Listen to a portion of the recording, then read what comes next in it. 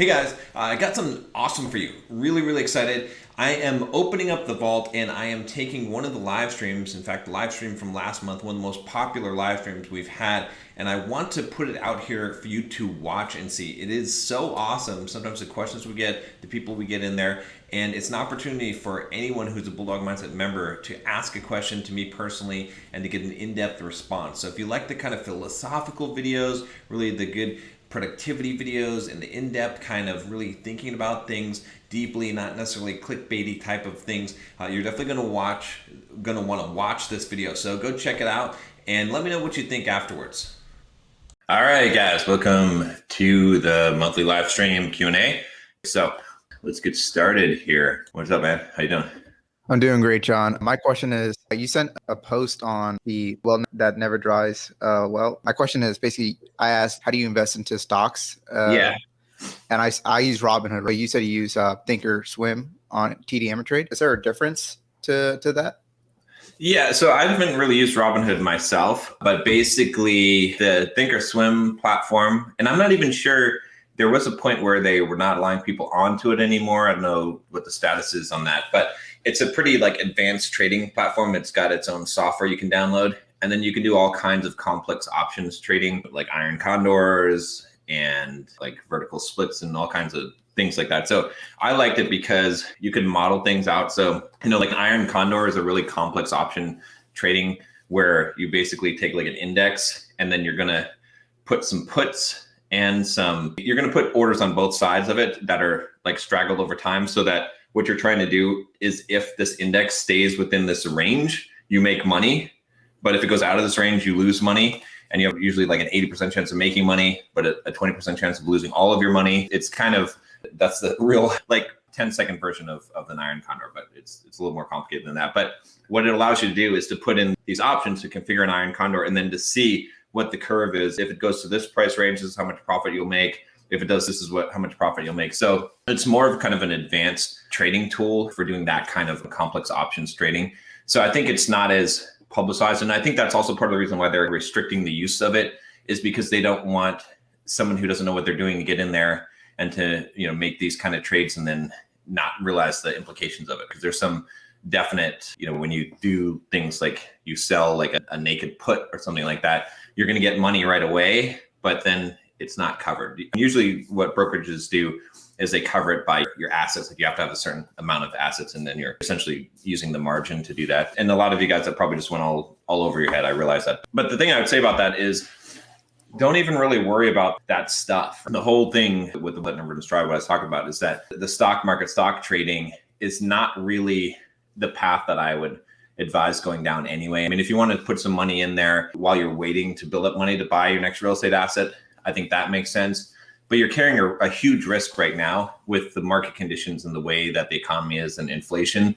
In fact, here I'll tell you guys from my own experience. Right before COVID happened, right, I started using an automated trading platform, a very safe and secure one called Wealthfront. Maybe you guys have heard of this. It's an automated kind of portfolio trading system that rebalances your account and does tax harvesting and stuff like that. But it's basically really safe. It's a good way to get the market in there, or it's supposed to be. And so right before COVID hit, I had about, 500 grand that I had sitting in the bank account. And I was like, you know what? I shouldn't really be sitting on this 500 grand. Let me do something conservative where it's working for me until I'm ready to buy a deal, because I was getting ready to do another deal. And so I put 500 grand into the Wealthfront account. And for the first month or so, it made the average return 6-7% or whatever it was supposed to be. But then right when COVID hit, the markets tanked and I lost 30-40% on the most conservative. And again, if I had wrote it out, it did recover right after the vaccine stuff and stuff, right? We saw the market go back up, but I didn't write it out because I was like, I need to pull this money out because this is money I'm using to buy a property. I can't afford to take more losses on this. I'm not waiting 5 or 10 years for this to recover. And so I ended up really goofing on that and screwing up. So I kind of learned my lesson is, when the market is in a volatile spot, it would have been better to just have it in a bank account than to put it in, if you're planning on making a move. When people say, don't try and time the market and buy the dips and have a dollar cost averaging strategy, it makes sense when you're looking at 10 years down the road, when you're looking at long term.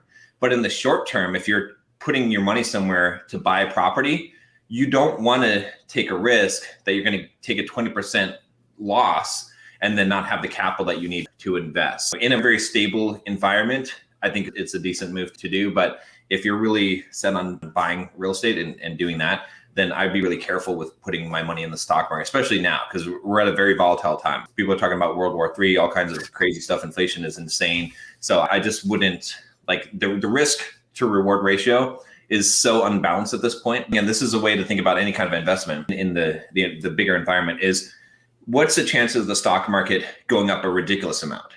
It's almost zero. Like in the next year, it's probably the stock market's not going to jump super high. So what's the chances of it staying the same or maybe having a slight gain? I think that there's some fair chance of that. But what's the chance of it tanking like huge?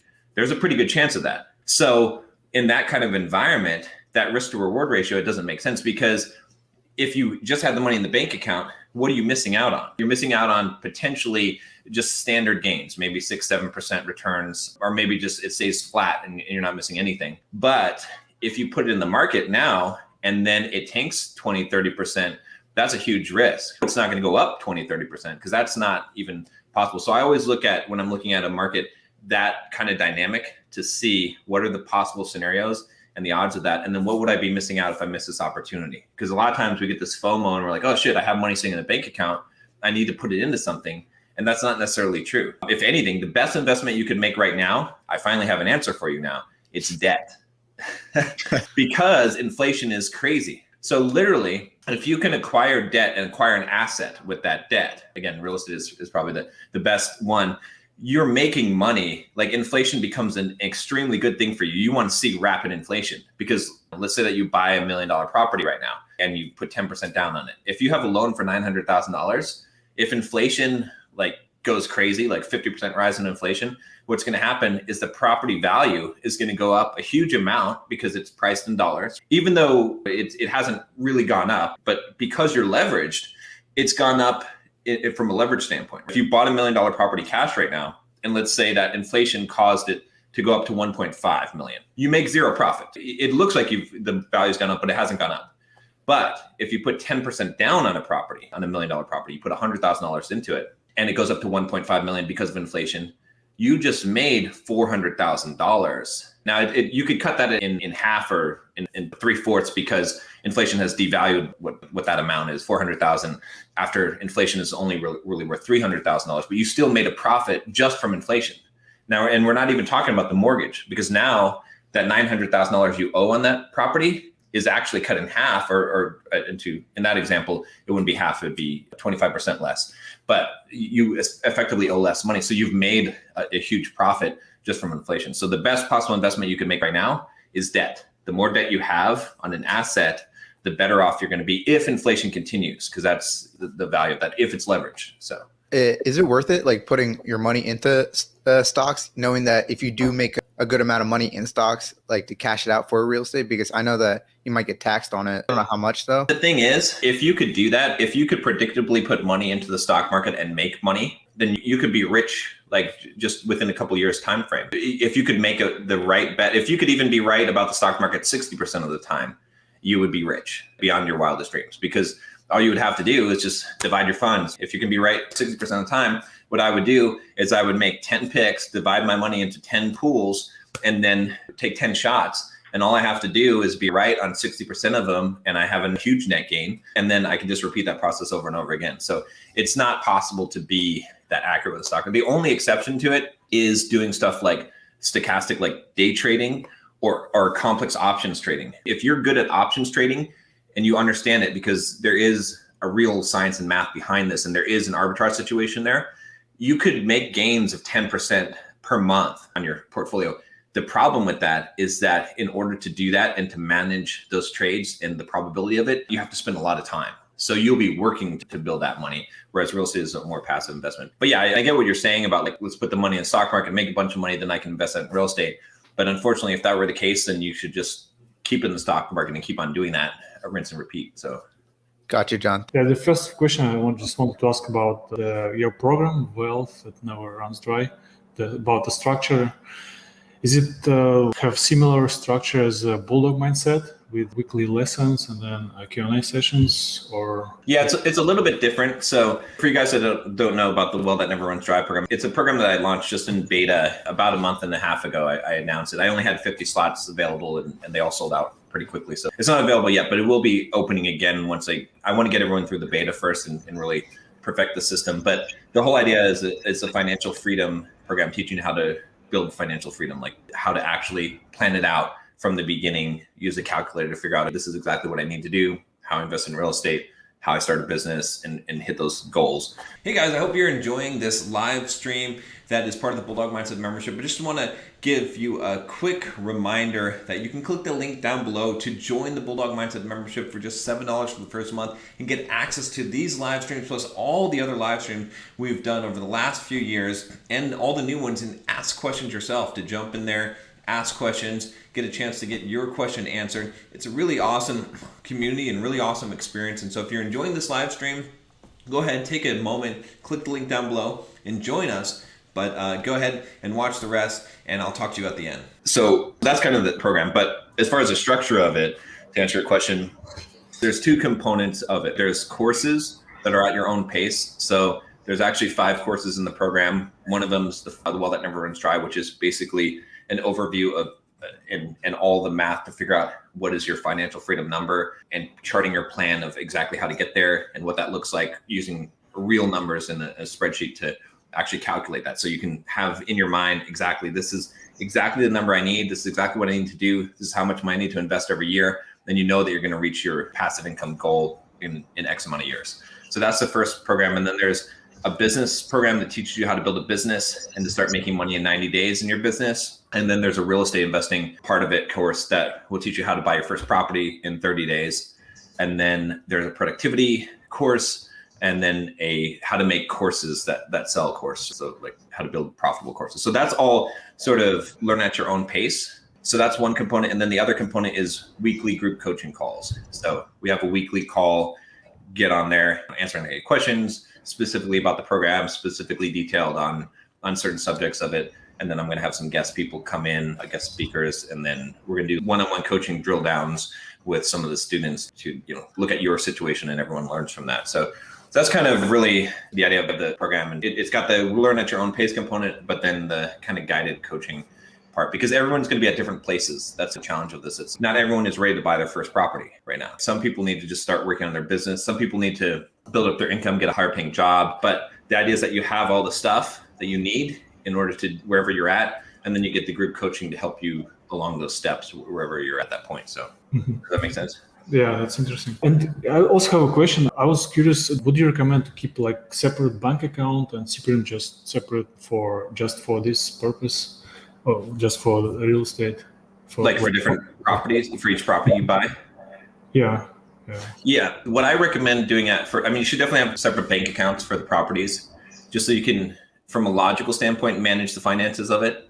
But what we're really concerned about with separating out finances and having multiple properties is asset protection. And so asset protection, there's a lot of theory about it because unfortunately it's not put into practice very often because it's a rare event that you need it. But the whole idea is that if you have a bunch of assets, you need to be able to cover those assets and protect against those assets from the liabilities that you're incurring as you acquire more properties. And so the idea is that, for example, let's say someone slips and falls on one of your properties and I don't know, they were an NFL superstar and they sue you for lifetime earnings or something like that, or whatever it is, or hospital bill. It's like millions of dollars. If your entire assets is just that one property, there's no point in putting asset protection in place because it doesn't matter. They're getting everything anyway. But if you had 10 other properties, now you would want them to only be able to touch that one property. They'd be able to get that property probably. So that's where it makes sense to do some kind of asset protection, which that's where we divide things up into LLCs to try and make it so that these are self-contained businesses where the liability is limited. And then also we create insurance plans. So insurance is really probably the better thing, I think. Again, I'm not an asset protection lawyer. I'm not a lawyer of any kind. Don't take this as legal advice. But in my estimation, insurance is going to cover 90% of the cases. So what I do personally is I max out my liability insurance. So I will get liability insurance on my house, on my car, and then I'll get an umbrella policy for whatever the maximum amount they'll give me. $2 million, sure, I'll take it. And that covers everything.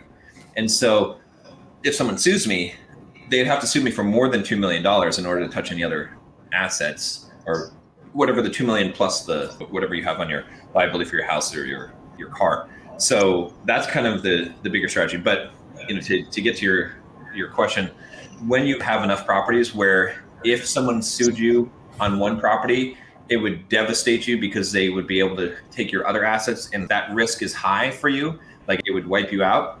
That's where you need to start thinking about asset protection and start saying, okay, should I divide these properties up into different LLCs? And when you do have them in different LLCs, you need to have separate bank accounts and have separate, you can't commingle funds is what they call it, because it needs to be from a legal perspective. If the judge looks at this, he needs to say, this is clearly operating as its own independent business, this property, this LLC. Because if it looks like, oh, you're mixing personal funds in there and you're not running it like a business, you're just using this as asset protection only, then it's likely that they're gonna, it's called piercing the veil. They're gonna not see it as an entity. So that's when you need to start doing that. But the biggest thing that you need to do is have insurance, because insurance is gonna be the thing that's gonna catch most of the cases. And do you think that if you have less than $2 million in like net worth, it doesn't worth to have LLC, like to file? Or it's not necessarily a number. It's about, let's say that you're buying your first property, and let's say that you don't really have much net worth. You have like 50 grand in the bank, maybe your total personal net worth is under $100,000, let's say. But you buy this property and you put 50 grand into it. So your total net worth is maybe $100,000, but 50 grand of that is in that property. In my opinion, it doesn't really make sense to make a separate LLC at that point, because what are you really protecting? But now, let's say you buy a second property, and now you got 50 grand in that second property. At this point, you might start thinking about it, because, hey, if someone sued me on one property, I could lose my personal assets and that second property. Certainly when you have 3 properties, that's when I would really start considering it and say, okay, at this point, I have a lot of risk out here, because if this unlikely event occurs, it'll be devastating. So again, one way to think about a lot about investing in strategy is hedges. So it's the same principle that I apply to insurance. I was just getting insurance on my house, and the insurance agent was like, what kind of deductible do you want? And like, he's saying this, and I'm like, I want the highest deductible possible. He's like, oh, that's weird. Why would you want the highest deductible possible? And I said, because I only use insurance as a hedge. I want my home deductible to be $10,000, because I'm never going to file an insurance claim unless it's enough money to wipe me out, because I know that it's a bad bet. But we take bad bets to hedge. So it's the same thing here, is that if you create LLCs and you buy insurance, you're paying money to do that. It costs money to keep up those LLCs. If there's logistics involved in that to pay for the insurance for that, but you're using that as a hedge, because you're saying, well, if something really, really bad happens, even though I'm paying for this and it's a net loss, like the likelihood of something bad happening to wipe me out is low.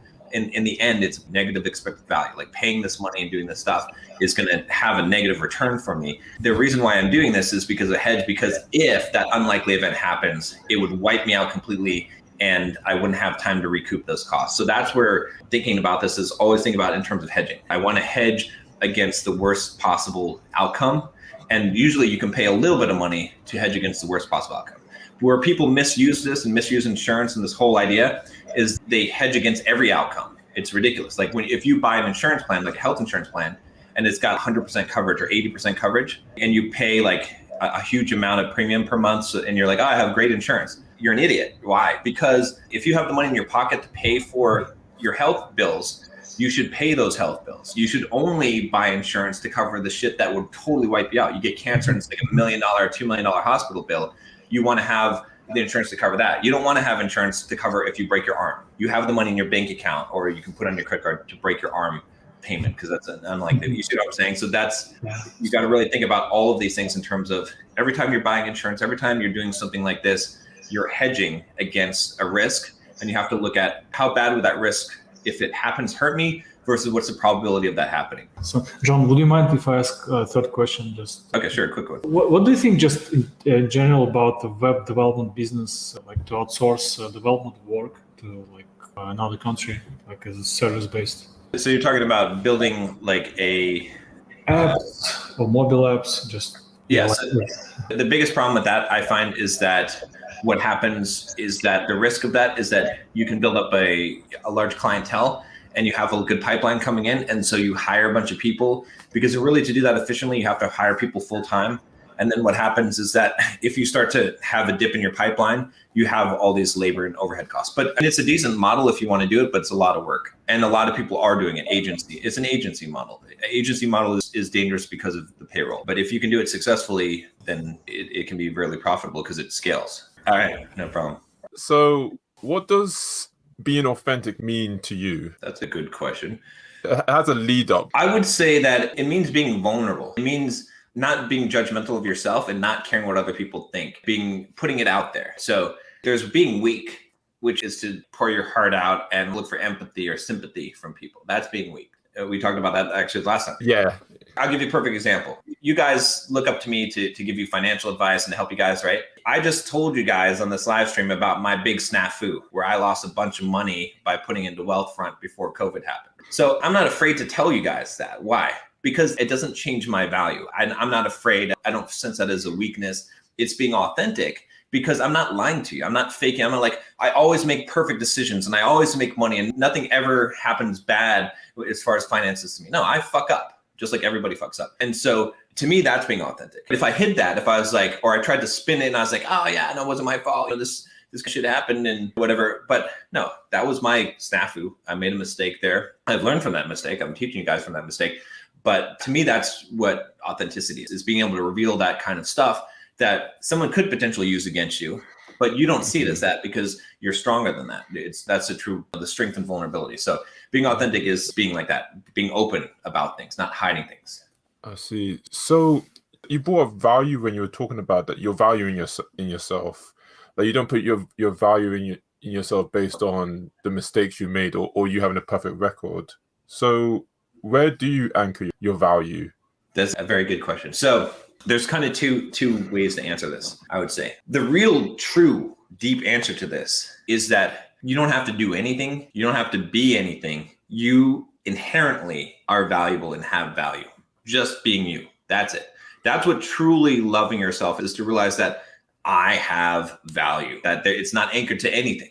Just being myself, just who I am, is extremely valuable in itself. That's where you should really be deeply anchored. It's hard to get to that place. Yeah. Because what happens in life is you value, again, we could say anchoring your value is the same thing as anchoring your identity. We put our identity in different things. We're like, I'm the best software developer in the world, until someone else comes along and they're better. Or you're like, you get straight A's in high school, then you go to college, and then it's like, oh shit, now all these other people are just as good as me. In fact, they're better than me. I was the valedictorian of my high school. What the fuck am I now? I'm nothing. I'm the biggest guy in the gym. You tear your pec like I did. And then it's like, I can't even lift the fucking bar. And so it's like all these different things that we tie our identity in. And as you progress in life, you put your identity in these false things, your value in something else. And then what happens is that it gets taken from you, as it should. And then you say, well, what the fuck do I have? Where am I? And then you start to realize, hopefully, that the value has always been there, that it's not any of those things. It's not those identities. It's not those roles. It's not what you've accomplished. It's who you are is where your real value is. And I don't mean to go like super woo-woo and like we're all kumbaya type of bullshit here, because the second part of my answer is that the other part of your value, like how to actually actualize this in your brain, is like the identity that you've crafted for yourself, of the consistency that you have in your behavior, in your actions, and the wisdom that you've gained over time. It doesn't matter if you have medals on the wall because you've run marathons or you've won kickboxing champions or whatever. What matters is that you did the work and you're the kind of person that endured hardship and pain and purposely brought the pain upon yourself to grow stronger. And so that creates a strong rooting of that value, because it's like intrinsically the value is there. You don't have to do anything. You're not your mind. You're not your body. You're not even the observer observing these things. You may have heard this in thoughtfulness or meditation type of thing. But what this truly means is that you are valuable just intrinsically. Like there's nothing attached to that. But we can't grasp that. It's very difficult for us to grasp that. But what will help us grasp that is by looking at not our accomplishments, but the grit that we had, the things we've endured, the progress, the growth that we've made of things that people can't take away from us, the character that we've developed over time.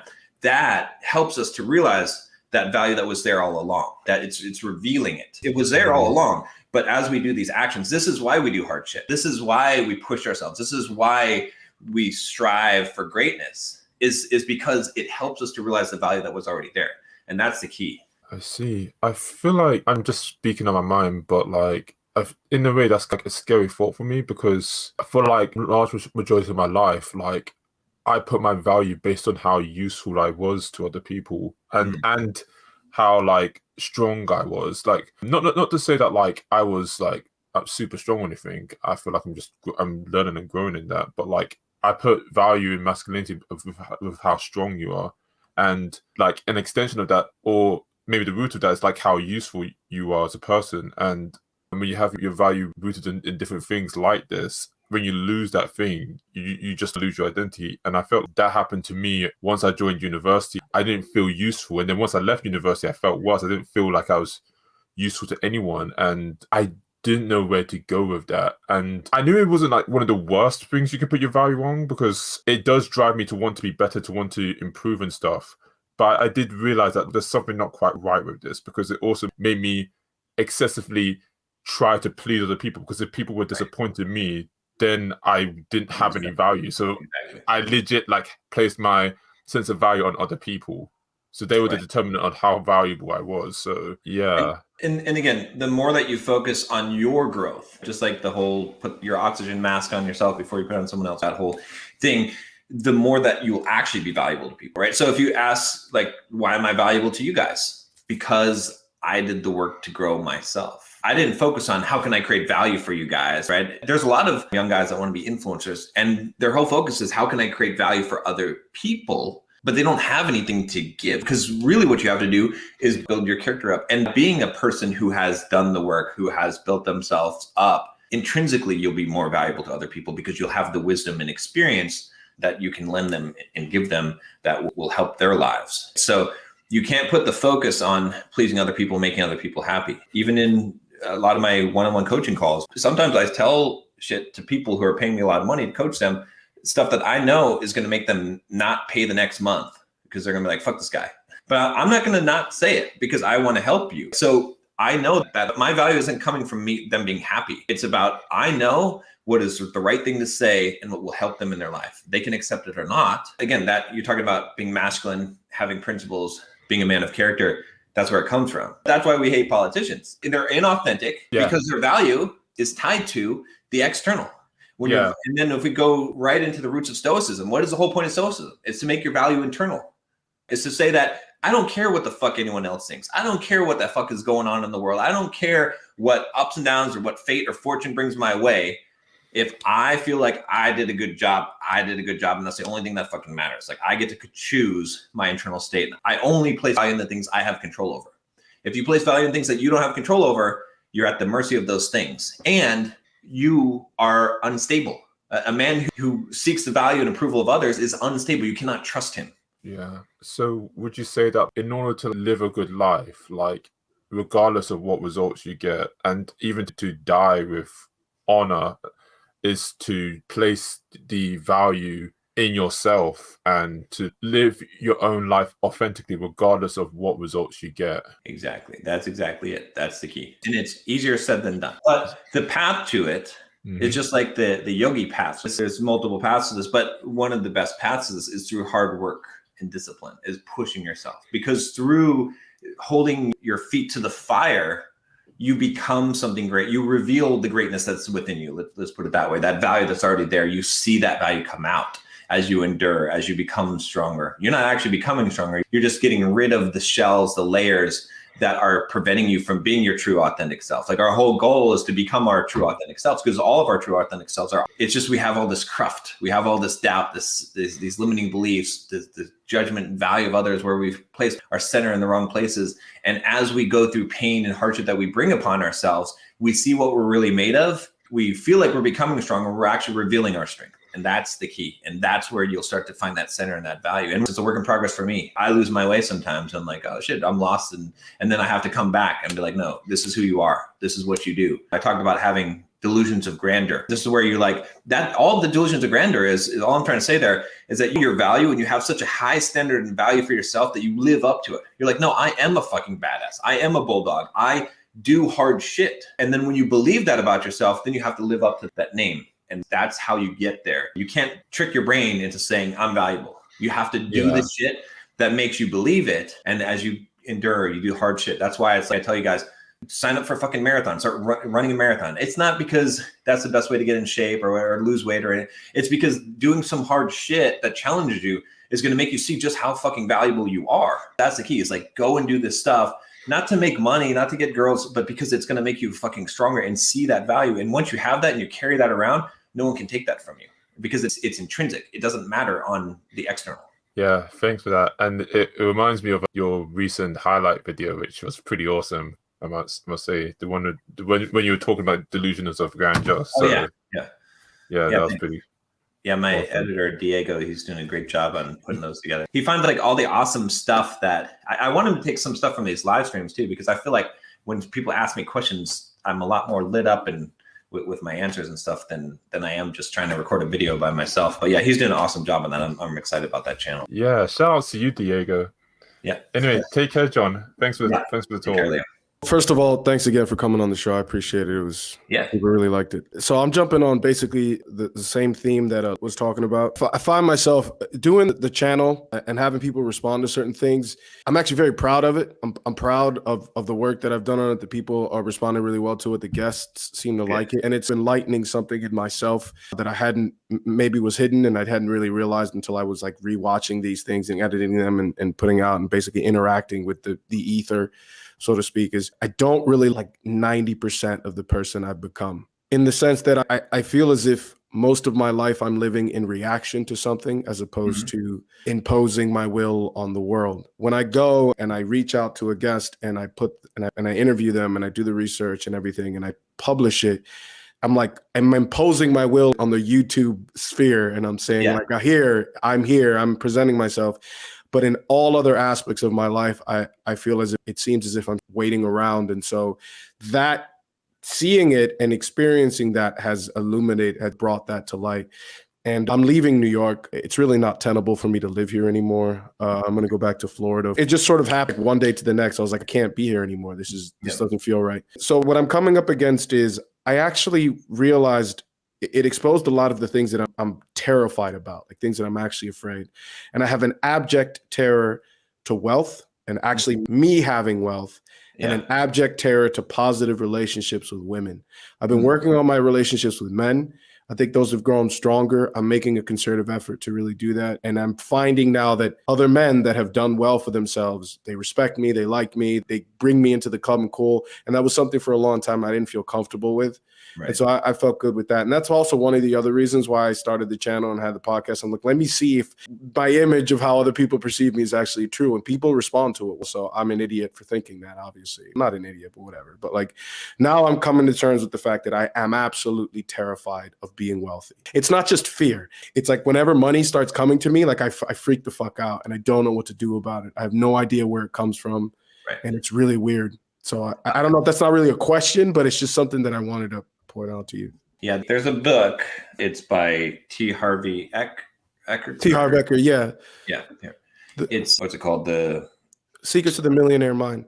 Yeah, and he addresses the fear of being wealthy. But I'm going to give you a different take on this, a more stoic take on this, because I feel like sometimes that advice in that book, although it's good, it doesn't hit. Like people still don't accept that because it might not be the root cause. But let me give you the kind of the deeper thing that I think you can kind of meditate on and will help you a little bit more with this, which is more of the stoic view of this. A lot of the reason I think people fear wealth, and I think Seneca talks about this somewhat, in the sense that as you gain wealth, you gain possession.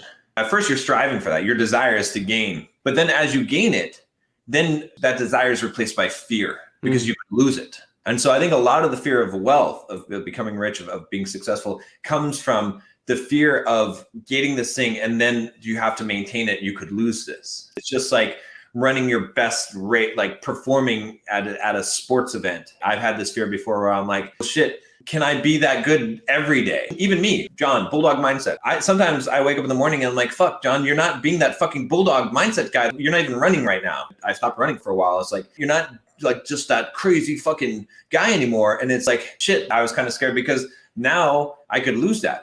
So I think with wealth, a lot of it comes from this fear of loss. And so the Stoic approach is to say that you have to really focus on really building yourself to the point of it doesn't matter what happens externally. All it is internal. So that the Stoic idea is that you're relying on the internal and you don't care about the external. So whatever happens, you're not going to be dependent on that, depend on other people, their assessments of you, value, whatever money that you have or don't have. You can only focus on what you can control. The only thing that you can control is your thoughts, interpretations of things, and your actions. You can't control results. You can't control other people. You can't control wealth to a degree. And when you focus completely on that, then you let go of all these other things. And you realize I can be happy whether I have $10 million or $10. It doesn't matter. I'd rather have $10 million if given the choice, because I could do more with that, but I could be happy with $10. I could be happy if I was like, all these people liked me, but I could also be happy if nobody liked me and I was just by myself sitting doing stuff that I like to do, reading, writing, making art, whatever. You see what I'm saying? So it's like the more that you focus on that instead of that external, then the more it doesn't matter, because it doesn't matter if you gain wealth, because you can't lose it, because you can't lose what you don't value. And so we place too much value on these external things that are outside of our control. It stresses us out. We're scared because to acquire something that we had no control over, or that we feel like we don't have control over, means that we could also lose that thing. And so the more we let go of that, then the less that we're attached to those things. It's all an attachment issue.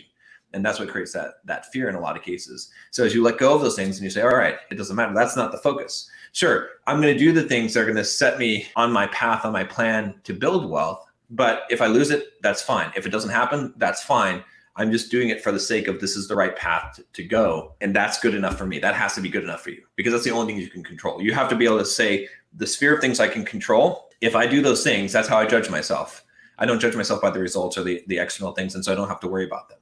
I just do my best, and then whatever happens. Yeah, that makes a lot of sense, man, in terms of acceptance. Because I find that when I'm editing these videos, I'm so happy. Because I don't, 2 hours goes by and I don't even realize it. When I'm reading Dostoevsky, like, who the fuck reads Dostoevsky? I do. And I'm like, I'm in heaven, you know what I mean? Or when I'm rehearsing Shakespeare or whatever. And the thing is that I think that I was ashamed that I like doing that stuff. I really love it. That's a part of who I am. And I really enjoy those things, and I don't need to be paid for them. And maybe that's why these things aren't coming to me, is because these other things, these true parts of myself, I'm not accepting. Like, very artistic side of myself. So, and there's, again, I've talked about this before, the struggle between the artist and the entrepreneur. It's always going to be a battle. You can't also let the artist completely take over, or you'll be broke and poor. And even though you could be happy doing that, we do want to have some ambitions into like accomplish things and be successful in that. So we have to have that balance. We just can't go fully over to the entrepreneur side of those. We become a hack. We don't want to be a hack that's just doing stuff to make money. So it's like this delicate balance where you have to have both of these sides. But again, like I said, it comes from the internal focus instead of that external focus. In the same respect, you're not going to do just things that you love and not care about making money. That would be a silly way to live your life. But at the same time, you do the things that are going to make money as well, but you also do not emotionally attach to the outcome of things. So if it doesn't go your way, if you don't, then you did it. That's fine. And you'll learn from it and you'll keep on going. And that, if you continue to progress down that path, you'll eventually reach your goal and become successful, whatever it is. You can't control the external, but you can continue to do the right things from the things that you can control. And eventually the likelihood of those having external results becomes higher and higher over time. And that's how we get those things. But again, we still have to not be attached to those results. It's almost this contradiction. It's like we have to be outcome independent, yet we have to seek a specific outcome. But where that contradiction resolves itself is that we're outcome independent, meaning that we don't care what the actual outcome is. Like, we'll accept whatever happens. But we have a specific outcome in mind, in the sense that we create a process. We do the things that make it most likely for that outcome to occur. And so we take ownership for what we can control, our actions. Outside of our actions, just like that analogy of the archer, the Stoic archer who draws back the bow, has practiced, he aims carefully, and then as soon as the bow leaves his finger, he's done his job. Whether it hits a target or not is not his responsibility anymore. He's done everything that he can to put it in the path that it should hit that target. But if it doesn't, then it's fine. That's the same thing we have to apply to our lives. That resolves that contradiction. That's great, man. Thanks a lot. That really helps. Yep. Hello, John. My question is about taking breaks. I'm in the 5th week or so in the program, started to structure my time, get familiar with the material, and push myself out of the comfort zone. I was like moving towards the growth zone, but it seems like beyond the growth zone, there's some kind of an erosion zone or damage zone. So there's two thresholds, like on each side, one coming from relaxation and effort. And I try to keep my pendulum like swinging between effort and relaxation, but not moving too far in either side. I have no natural feeling for that because I'm in unknown territory. Is there any wisdom like coming from either from the mind or a felt sense where these boundaries are, where to stop when it's time to relax properly and get back to effort, and vice versa? The answer is there is no time. There is no balance. That's an illusion. That when you divide your life into balance, like to rest and work, what ends up happening is that you prefer one thing over the other, and some of your life is getting through it, and some of your life is what you're trying to get to. Whereas you want to live your whole life, integrate the whole thing. And so here's an example I'll give you. Let's suppose that you got sent to prison, to a labor camp where you have to pound rocks for 8 hours a day. That would probably suck. You'd probably be like, after an hour, you'd be like, I have to do 7 more hours this, and then I have to do this the next day. I might as well just kill myself because there's no fucking way I could possibly do this. This is fucking ridiculous. That's probably the mindset that you'd have. But you'd somehow make it through the day. The next day would be horrible. You'd be like, oh, I'm so tired from yesterday. I still got to do this shit. I got to do this for 20 years. The next day would also probably be horrible. But after about 3 weeks, you'd get up in the morning, you'd pound your rocks for 8 hours, you'd go to bed. It would seem like a normal day. So we accommodate to the level of workload that we put under us. And I know this from personal experience because there's been times in my life where I was a lazy bastard and I didn't do much at all. And just getting up in the morning to go to a super easy job where I basically didn't hardly do any work at all was an effort. And I was exhausted every day. And I was like, this is some bullshit. And like the idea of going to the gym on top of that was just like, no way, there's no way. So I've gone from that to where I was running 60, 70 miles a week, lifting for 2 hours, 3 times a week, while working 10 to 12 hours on my business every single day, and fasting until eating 1 meal a day. And that just became the normal. And that was my normal life. And I adjusted to that and I was fine. I wasn't more exhausted. I wasn't more tired even when I didn't eat. It was just what I was used to. So it's what we get used to. So the whole thing behind this is, I'm not saying that you should never rest. Don't get me wrong. Of course, take some relaxation time, but don't think of it in terms of that. Instead, think of it as like, because right now, the amount of like effort and work to like that maybe you could imagine that you'd want to do in the future or that you're trying to do now, it feels like a lot, but there's no limit. And there's guys that are way more badass than me. You know, take David Goggins. That guy, if you read his story and the kind of shit that he does every day, it makes me look like a wimp when I was at my peak of doing things. And he just does that every day. It's just his day. It's just a normal day for him to do 1,000 push-ups and pull-ups and ride on his bike for 4 hours and whatever he's doing. I interviewed the Iron Cowboy. He did, 50 Ironmans in 50 days in 50 different states? That's fucking insane. Full Ironmans? I can't even fathom that. But that became his normal day. I'm not saying it wasn't hard, but the whole point of this is again, it's just like, don't separate it in your mind to say, I need to balance, I need to have rest. Whatever you do, whatever standard that you set for yourself, you will eventually adapt to it and it will become the normal. And that's the whole idea, is to become a truly high performer is to just put yourself into a workload that is beyond what you think your capabilities are, and then to continue to push through that until it becomes a normal, and then you can fly at that pace with no problem. It's the same thing when I first started running. I was running at a 12-minute mile pace, and that was hard. I got to a point where I could run a 7.5-minute mile pace for 10, 20 miles and feel good. I adapted to that. Whereas when I first started running a 12-minute mile pace, if I tried to run a 7.5-minute mile pace, I could make it like 30 seconds. That seemed impossible to me, but you adapt to that thing. So you will adapt to the workload. So don't think in terms of I'm pushing too hard, I need to rest. That's for the rest of the populace. It's for mediocre people. They live their life like that. If you want a good book on this, I think that someone has a similar mindset. Grant Cardone wrote a book, 10X Rule, but then he wrote a follow-up book called Be Obsessed or Be Average. Yeah, really good book about that. But yeah, maybe not the answer you wanted, but hopefully that helps. No, that's fine. I'm going to keep pushing and give you a report next month then. So thank you very much. What's up, man? Hey, John, how you doing, man? Good. Good. Listen, so I'm still working through a lot of the stuff from the coaching call. By the way, anyone who hasn't done a coaching call, it's well worth it. I got a ton of value. So we're going all in on the consumer launch. And so I'm thinking through putting the course together, and I need to bring on other people to teach concepts and things of that nature. And I know you've done Pluralsights. You've been on the other side of that, of being very technical and getting paid to be on courses. So I'm just trying to think through, how do we pay them? Is there a percentage or like what would be the model you recommend? Yeah. So the Pluralsight model, what that was a model where they paid a percentage. So they basically take all the hours watched of all the courses, and then they say, here's the profit that we made. And then some percentage of that goes to the authors, and then it's divided by how much viewership time that you had on your individual courses. And that's how they calculate the royalties. I don't like that approach as an entrepreneur, as a business owner myself, because of two things. One, it's complicated.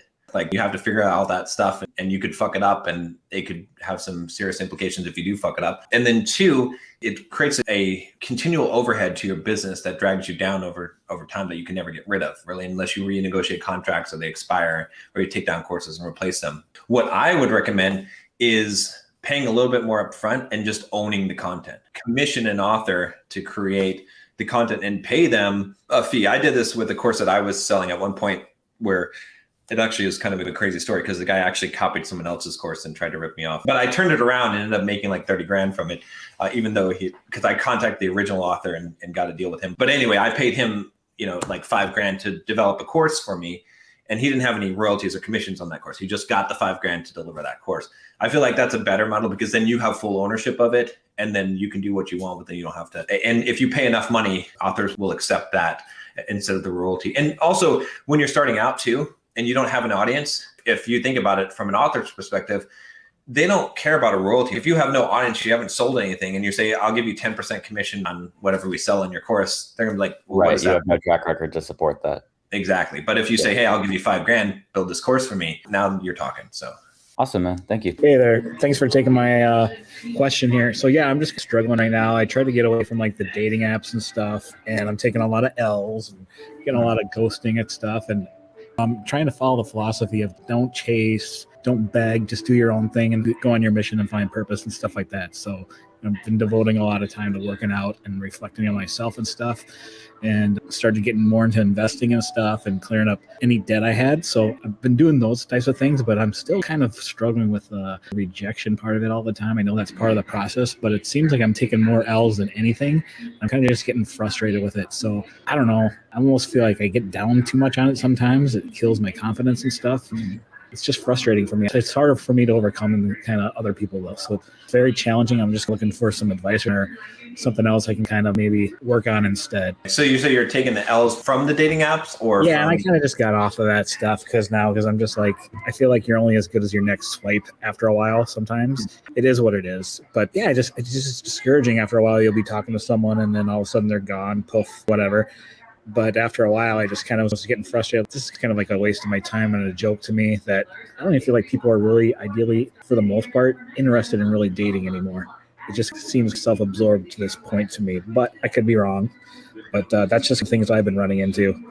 Yeah, that is generally where the culture is going. So I'll give you some practical advice just on that specifically, and then we'll talk about the bigger scheme of the rejection and overcoming that. So from the practical advice on the dating apps, do not have long conversations with women on dating apps. Basically, what you want to do is start a conversation by something. One of the best openers that I've used and a lot of my coaching clients have used is just, you're cute, but you look like trouble. Because you want to start off with something that is playful, that's interesting, not like hi or anything that's going to be in that kind of realm. And then you do a little bit of a banter back and forth, and then get the number and then meet up for a date. Don't be pen pals. Don't try to find out what her interests are. Save all that for the date. And there's going to be plenty of women that are not going to respond, that are, whatever. And that's fine. You just drop them off. And then the ones that do respond, they're serious and you're filtering them out quicker. It is more of a rejection if you have a long conversation with someone and then all of a sudden they drop off. You're like, what the fuck happened? I thought we had some kind of connection. I thought I was special. That kind of thing goes through your mind. So just avoid that completely. And you're going to be more effective anyway, just keeping the mystery of it, of going and making them meet in person. And again, it might seem a little bit weird, but if you do that, you'll have more success. Women will meet up in person when you force that option, right? As long as you keep it playful, like just don't talk anything serious, just keep it playful, little tiny bit of banter, whatever, and then go for the meetup. So that's the practical side of it. The more, pragmatic and the bigger scheme of this of rejection is that there's two things about it. One is that you cannot be rejected by someone else. You reject yourself. It is impossible for someone to reject you. You make that choice internally. Again, keeping with the theme of talking about Stoic philosophy here, that's an external event. In order to truly be stoic, you must get rid of any kind of attachment to the external. If someone else can reject you, then now you're attached to that and your value is somewhat attached to that. So you have to let go of that attachment and realize the truth of the matter, which is that it's not that person rejecting you. It's you interpreting and choosing that as a rejection. Even if someone doesn't like you or isn't attracted to you, that's not a rejection of you. That's a preference that they have. You interpret that then as a rejection, that you have less value because of that thing. And so that's something that we all do. And so we have to get rid of that by saying, it doesn't matter. No one can reject me. And then the third thing I'll say about this, and this applies to both women and business, is that many people interpret the signs. They don't understand probabilities. And so because of that, they interpret it as failure, or that they're not very good, or they're not going to be successful. And I see this a lot of times in business, is there are certain things, like let's say that, and I talk about this in the business course, in the Well That Never Runs Dry, but basically if you're doing direct sort of outbound type of sales marketing, what ends up happening is that you might have a product where you have to contact 500 leads to get one sale. And someone who does that, they might contact 300 leads and they get 300 no's. And they're like, this doesn't work. It's a failure. I'm a business failure. They take that as rejection.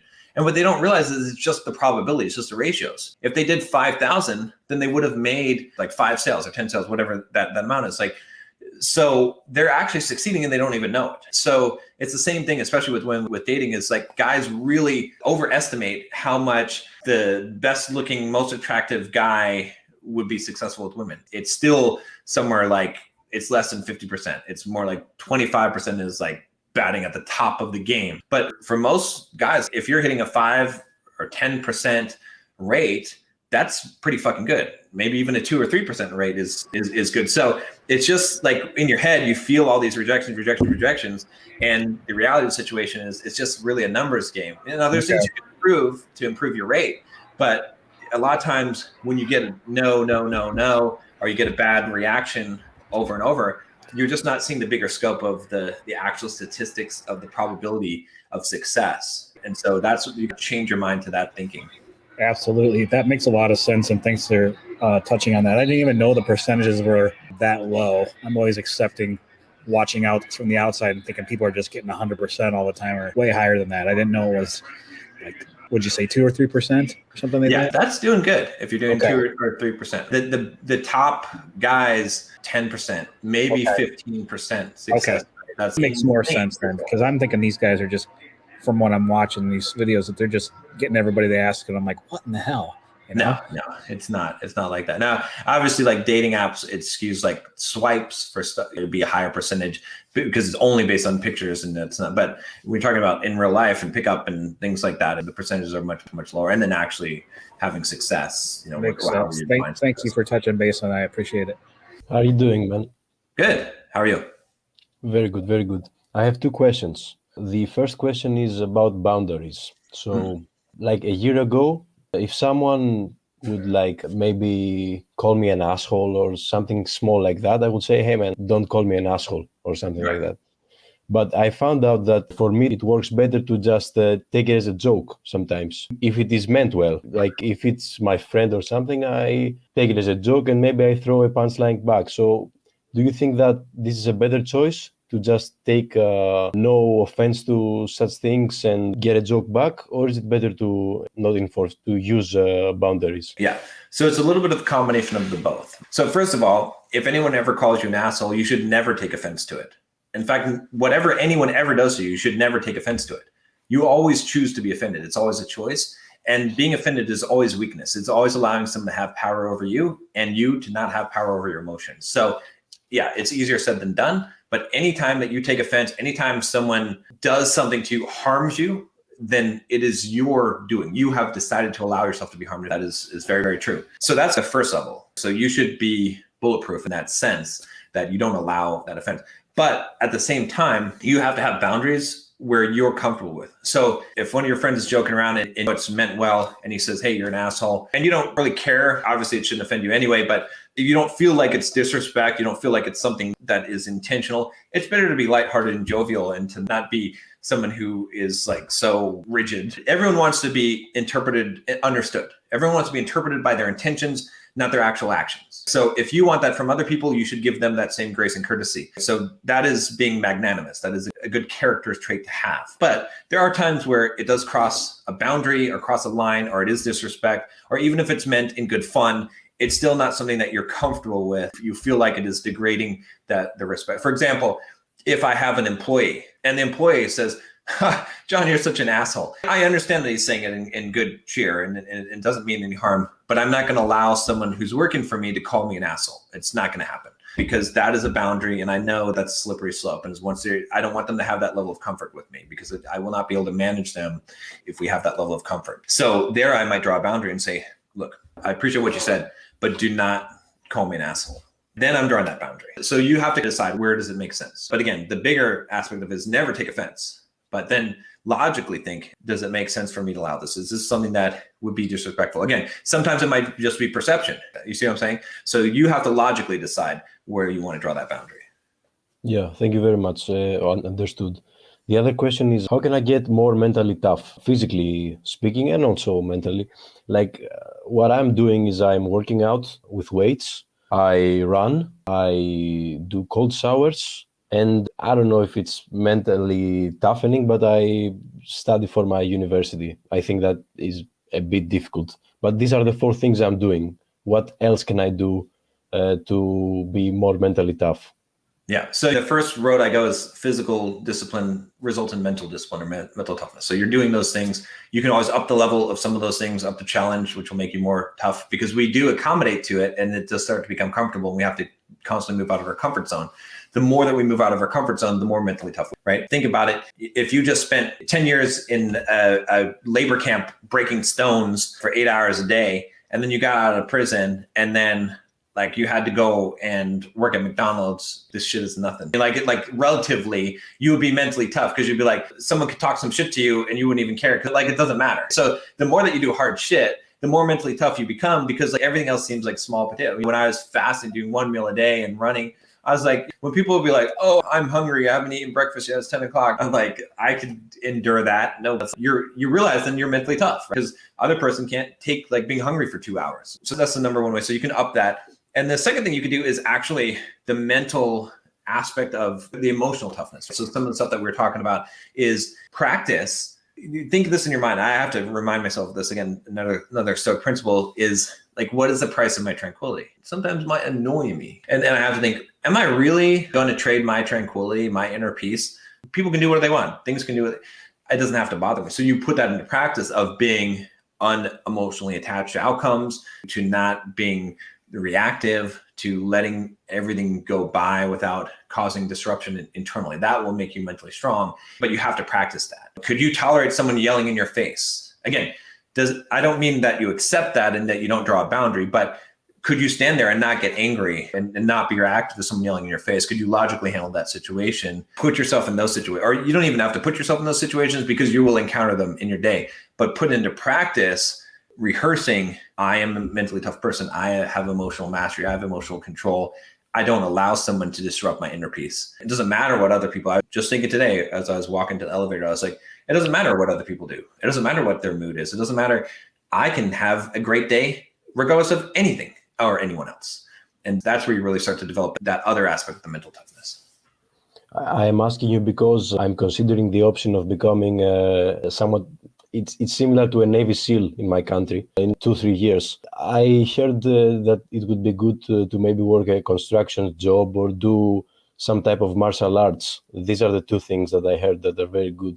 Do you think these are good options if I had the free time, maybe in the summer or in the holidays? It wouldn't hurt to do that for sure, but I think you can also develop your mental toughness on your own by forcing yourself to do hard, like you're doing, working out, running, doing things that are pushing yourself further and further. You want to think about if I were going to join the special forces, like something equivalent to the Navy SEALs, what I would do is I would try and put myself through such a rigorous routine in my daily life for some period of time, like a year, that whatever they put me through would seem easy. So I would figure out, what is the program? What do they do? I talk to someone who's doing it and I say, what's your workout? What's all that? And then I would just take whatever they're doing and I would do more of it. So then when I got there, it'd be like I'm taking a break. It's like vacation time. That's how I would go about it. So thank you very much. Hello. I have few problems, and the main topics are victim mindset and pity. I have written down my question. Excuse me for my excitement. I may misspell things. I have injured myself like a year ago, and in my both wrists, and I also have a lot of health problems right now. The thing is that I fucked up in the past. Now I'm experiencing the consequences of it, and I'm in fear of my health will get worse. And I need to fix this, but I'm unable to do so because of my financial situation. But also, it's like a paradox. If I get my financial situation good, I can fix it probably. But for that to, I have to work. But working is painful. So whenever I feel pain, my mind tells me that I fucked everything up and I can't keep going on. My mind is going very dark places. Right. So I can listen to you. I don't know. So I've got an exercise for you that I think will help you. It's called resetting the high water mark. So I remember going out when I lived in Idaho to these reservoirs, and they would have at different times when it was drought, the water level would be really low. And it'd still look like there's a lot of water in there, but then you'd see like on the rocks, like this line, and you're like, damn, I can't even imagine what it would be like if the water was that high. So we do that with our lives is we think about our high water mark in our life. This is when I was doing my best. Have you ever seen Napoleon Dynamite, the movie? No, not really. There's this character in there, Uncle Rico, and he like always lives his glory days of when he was in high school. And he's like 40 or something, and he's always just remembering that because that's his high water mark in life, right?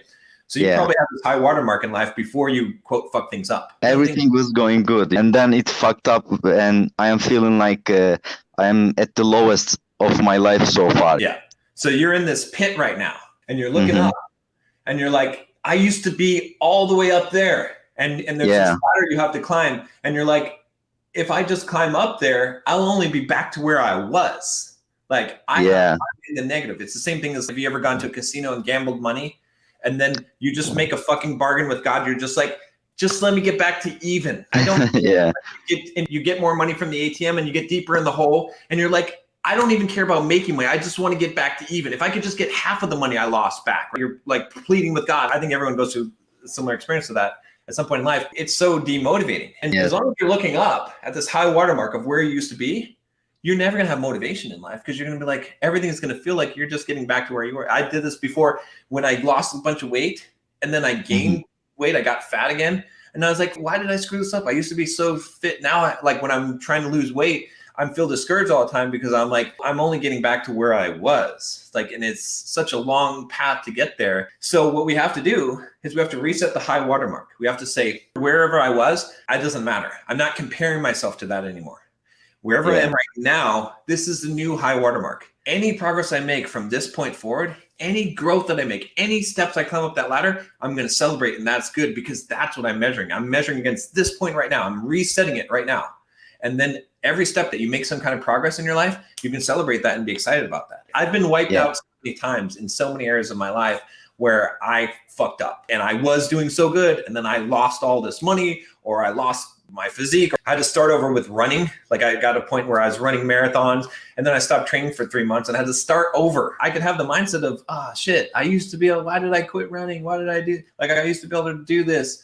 And I tore my pec. I had to start over with lifting, but I had to reset the high watermark and say, let me see how much I can improve this next week. This is my new starting point, and I could celebrate and feel good about that growth because we need to have that, to have positive momentum to make us feel good, to give us motivation to carry forward. As long as you're looking up at that pit and thinking about how far you have to climb out of it, you're never going to have motivation. Every day is going to feel depressing and you're going to keep on thinking these bad thoughts about these things. You have to say, you know what, whatever happened, it is what it is. I am where I am now.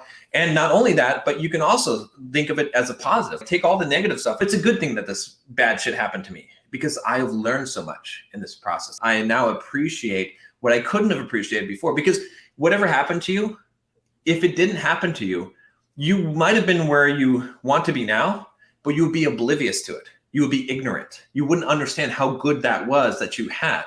Now, when you build your way up and you gain progress and you make progress in your life, you're going to appreciate that more, which will allow you to actually enjoy it. Whereas before you couldn't enjoy it because you were ignorant. You didn't know. And so even though this seems like a bad thing that happened to you, it's a good thing because it gained you that wisdom and that knowledge and that perspective. And it was the only path that you could have gone in life in order to get to where you are now. And now is the critical point. This is where you are now.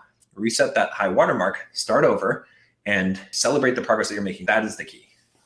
Yes. The fear is that I may never ever go back to where I was, health wise, because I fucked up things and maybe they won't be fixed because the damage is too much, or maybe the time to fix it is past. It fears me, it scares me.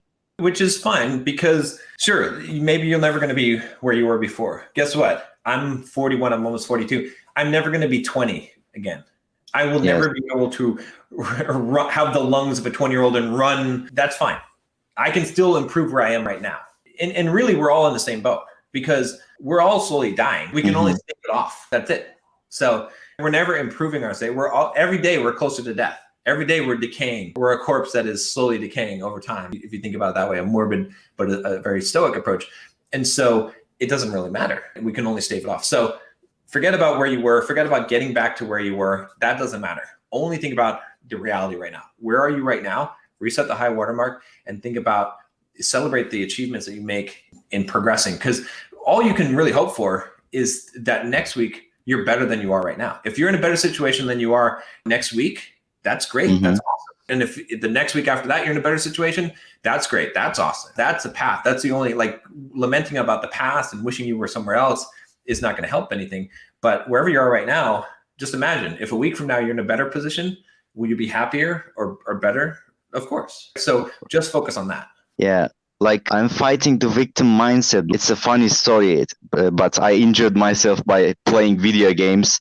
But it's like I had a good, healthy desk, but my desk is broken because of my siblings. And I had to switch to another desk that maybe that contributed to the injury of mine. So I'm kind of feeling like I'm blaming them, but I know about victim mindset and I try to not to blame them because I have decided to play in not so good positions and injure myself. So even though I know about victim mindset, it is hard to keep on it. And the thing about it is that it doesn't matter whose fault it is. It only matters that it's your responsibility. Yes. It doesn't even matter. Whatever reality is, it is. We can lament it. We can say, oh, this should have been different, or they did this to me, or whatever. It doesn't matter. It doesn't matter whether life is fair. None of those things matter. It only matters where you are right now. And ultimately, your life is your responsibility, because things are going to happen to you that are outside of your control. Most of your life will happen to you. It'll be outside of your control. And if we keep on looking for some reason or it doesn't matter. It doesn't matter if it's our fault. If we did it to ourselves, it doesn't matter if someone else did it to us. We still have to deal with it, and we still have to pick up the pieces, and it's our responsibility. So just take the full ownership and say, it doesn't matter. It doesn't matter. I don't even care whose fault it is. I own it, and now I have to fix this issue and work on this. This way, you don't even entertain those thoughts. Yeah. Last 3 little questions. Will you make a video about a dopamine detox? And is this meeting thing happens once in a month? And when does it happen? Yeah, I'll give you some quick answers here, and then we'll close it up. So I will do a dopamine detox video at some point. I might actually even do a program on it, because I feel like it could use a whole actual guided system to do this. This happens once a month. It is the second Saturday of the month at 10 a.m. Pacific Standard Time. So same time, second Saturday every month. There'll be emails that go out. If you're part of the membership, you should get that email. And then eventually I'm going to move everything over to this other platform where you'll be able to just see the events and go in there. But yeah, that'll be happening in a month or two. When my membership ends, if I don't continue, can I still access the old videos of membership? No, only while you're a member. If you want to have lifetime access, the platinum membership is probably the best option there. That gives you lifetime access and access to the platinum group calls that happen. I appreciate your question. All of that for jumping on here, and we'll talk to you guys next month. And thanks all for joining, and we'll see you again next month. If you're part of the platinum membership, we'll be doing the platinum call about an hour and a half. If you're not, if you want to sign up, you can jump into the platinum call today if you want to get into it. So, all right, guys, see you next time. All right, guys, so that was a sneak peek at one of the Bulldog Mindset live streams. It was one of my favorite ones. So once we did that, I was like, okay, we got to put this out on the YouTube channel. But again, if you found some value in that, if you'd like to get involved in these live streams, really get involved in a community of men changing their lives, transforming themselves financially, physically, emotionally, socially, right? If you want to do that, definitely click the link down below. Join us in the membership. Even if you just try it for a month and just see if it's the right thing for you, it's $7 literally to try it for the first month. So jump on there, and I hope to see you in the next live stream and answer one of your questions.